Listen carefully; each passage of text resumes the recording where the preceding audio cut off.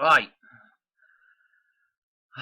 I've done a couple of videos and I'm on my last video for tonight. It's 2 o'clock in the morning and I thought, well, I might as well wrap everything up. This is a wrap up of all my other videos that you might see on natural law, can you contract, can you own anything, what else did I do a video on? I can't even remember now. So, is what you're living in the Matrix or something like that.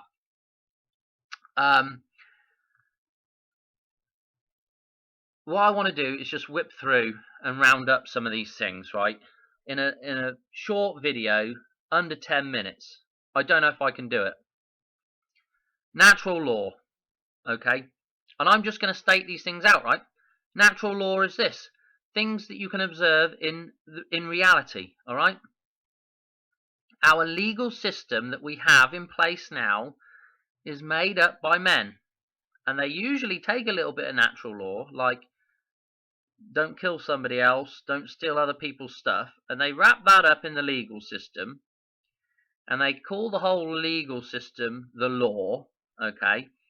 And the fact of the matter is, the legal system is a bunch of rules and regulations that are chucked in with natural law in order to control people, okay? And usually the control comes in the format of some kind of contract, okay?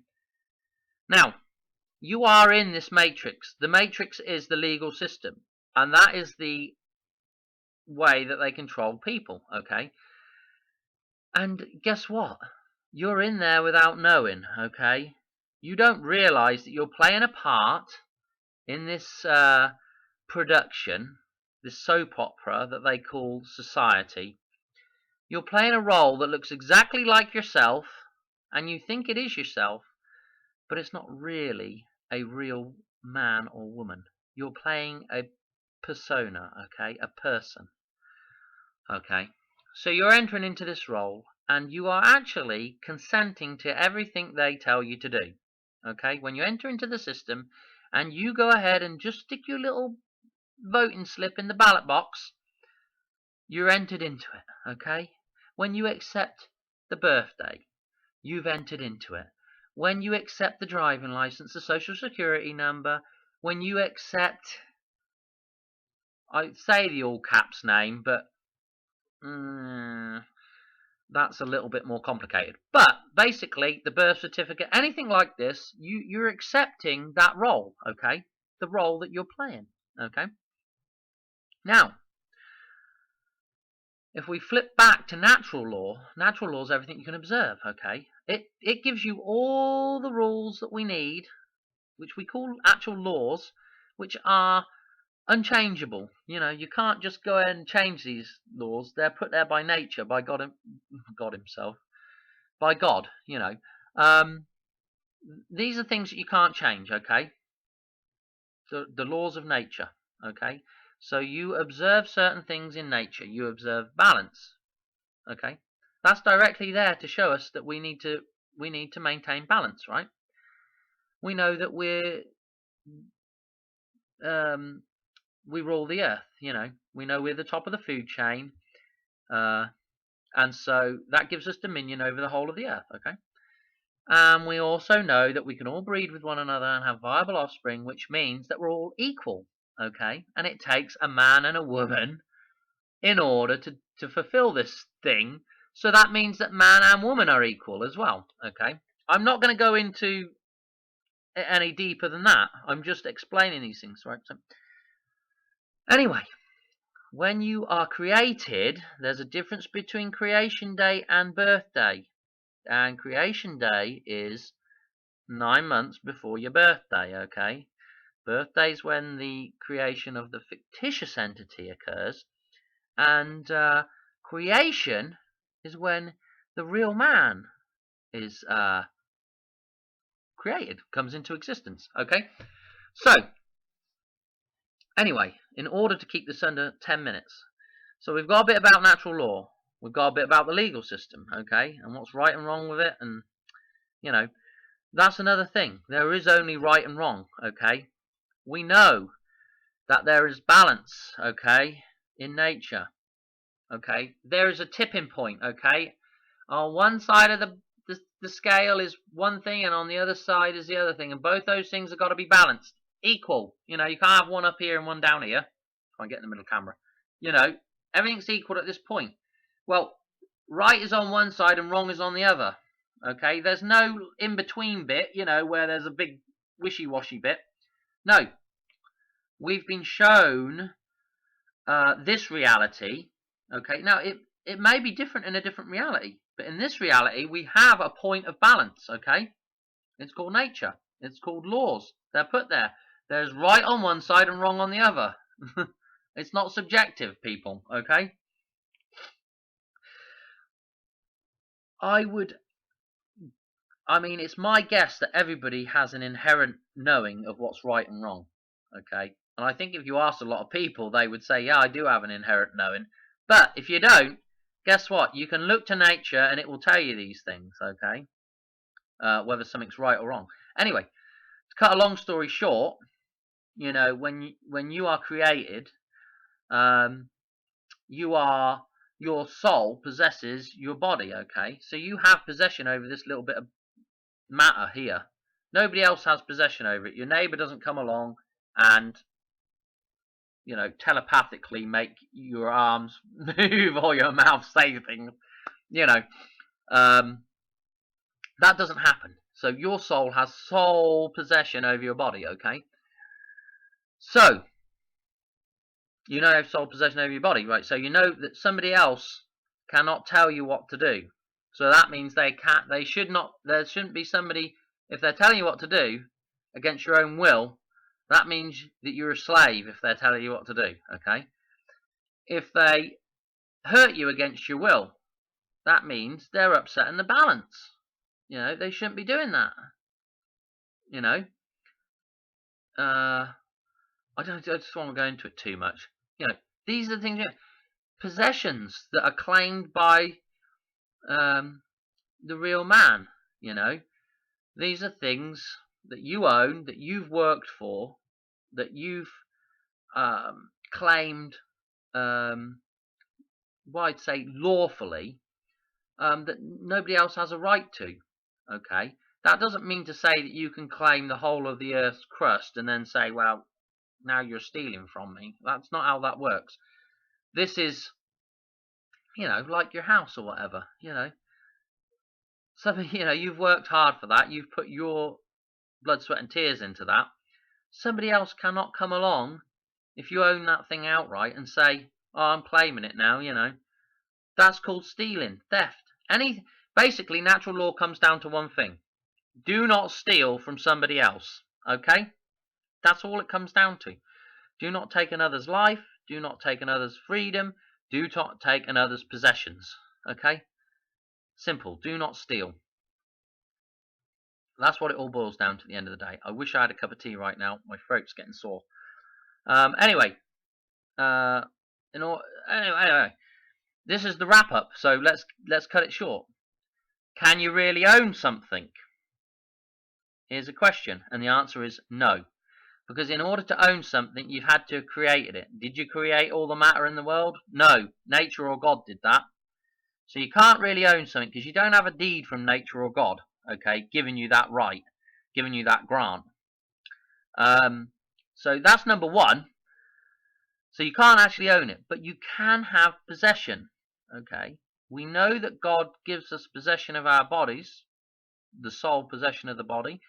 And so we know also, if we take some matter and, like, you know, I took some clay off the ground and I made a pot, and now that's my pot, and I claim possession of that. You know, that's something that I've claimed for myself, okay? And I have physical possession of it, okay? So for somebody to come along and say, well, I say, well, there's more clay over there. You can go and get your own bloody bit of clay and make your own bowl, you know. So we know that we can have possession of something if we claim it, okay? We know we have possession of our own body, but we can't actually own it, okay? Because God really owns that bit of clay that you made the bowl out of, okay? So, final thing to cover in the wrap-up. I'm not going to make the 10-minute bugger, but we've done own, and then have I already talked? I don't even know if I've already talked about this, but contract again. It feels like I've already talked about it, but I don't know if I've talked about it in this. Can you make a contract with another man? And the answer is no. Okay, and I might have talked. I don't know. I'm just going around in circles. I'm so tired anyway. But can you make a contract with another man? No. What's the reason, Dan? Why can't you make a contract? Because you're a different man from one moment to the next moment. Okay. Okay. You're not the same man you were 10 years ago. I don't need to explain it any further than that. You can physically see yourself age. Okay. You know you're a different man. Okay. If a man, if you're dealing with a different entity back then, if you're a different man when you made that contract 10 years ago, that man then has no, you're a different man. You're not dealing with the same man. Does that contract apply? No, it doesn't, okay? Even if you say, well, I'll make exceptions for changes, you can't do that, It's a completely different man that you're dealing with, okay? You've got to have an expectation that the contract, if you do make a contract, cannot be in perpetuity. I'm trying to think of the word. It just can't be, okay? And God gives us the hint by having a death involved with everybody's life. You can't make a contract in perpetuity. So trying to make a contract for a set period of time is impossible, because you can't do it, because you're changing all the time. Okay, it's a different man that you're dealing with every moment that goes by. 7 years to change all your cells in your body. You look completely different. The soul changes with the man. Because the soul is influenced by the body. And that's the end of the story, as we know it. Why we have a legal system is so that you can make a contract, okay? Because you have to have that separation. You have to have, the thing has to be dead in order to make the contract, because the thing that makes the contract can't be changing all the time, okay? It can't change its mind, okay? So the fiction makes the contract on behalf of the man, and then the man has to somehow try and fulfill that. It's just, it can't really be done, okay? It cannot really be done. It's false, even under the premise of the fiction making a contract, because the fiction isn't living, okay? So can the fiction even really make a contract to begin with? Not without some kind of consciousness to enter into a contract, okay? And as it is not living, okay, it doesn't change. So yes, the contract will stay the same, but the problem is that the consciousness that is then relent to the fiction has inevitably changed. So it can't even be the same consciousness that's being lent to the fictitious entity to make a contract. It cannot be the same consciousness. So you can't even really have, technically, you can't even really have a contract between different fictitious entities. That's really what I would call substantive or enforceable. It's just, again, it's wishy-washy. And that's the best I can put to it. Anyway, under 15 minutes, I'm well excited. Videos are getting shorter, and if you want to know more, watch some other videos. If you haven't watched any other videos, and I've got a couple of other videos, and that's all I can say to you. Go out and research natural law, watch The Matrix, watch a few of them other Wachowski things videos, and they'll give you some clues to the legal system, and go out and study the legal system a bit. But you don't have to get, what I'm trying to say, one of the big take homes here is understand a little bit of the legal system, but you don't have to fully understand it. And when I'm saying understand, I'm not talking about standing under something. I'm just saying comprehend it, okay? You have to comprehend how it works, but you don't really have to start learning all these different rules and regulations and how to combat them, and there's a remedy there, and you've got to know this code and quote this thing. You don't need to know any of that. What you need to know is natural law and how it applies to you.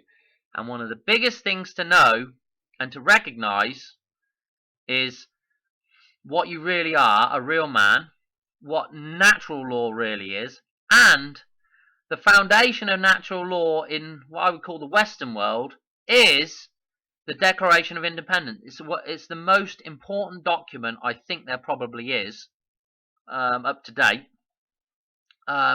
because it recognizes into the legal system natural law. Okay, it makes the powers that be that were ruling the country before it's before it was written, they had to recognize that. That means that the people of England should be looking at the Declaration of Independence with a beady set of eyes as well, because it's actually English law as well, because it's been recognised by the Crown, And whether they say, well, we didn't really recognise it, is irrelevant, because they've not objected to it, as far as I can tell. It was ratified after the date or whatever, when it was supposed to be, but it was. So, and I mean, I don't see them saying no, we don't. We completely object to it, and it's null and void and all this BS. They haven't come forward and said any of that. They've recognised it, okay, and the US recognised it. When I say, I was talking about the United States of America now, not corporate US, because corporate US is a complete fiction anyway. It's got no authority over anything.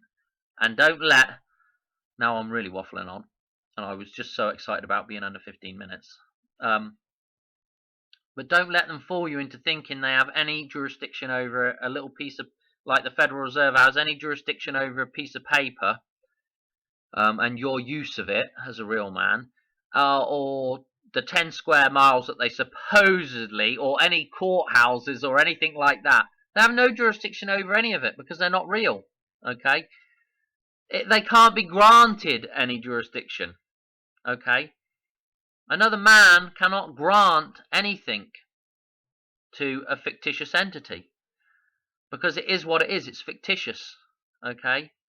Only a real man or woman can have any kind of possessive claim over anything that's material. That's the end of the story. Okay, anyway, I don't know where I was going with this, but the nugget to take home from here is the Declaration of Independence is super important, and go out and learn natural law. Okay, that's the solution to near enough all problems that we face. Is basically going back to nature. Simple. That means natural law. Alright, ciao for now. Hope that's helpful. Leave me a comment. I won't read it, maybe. I don't know. Bye!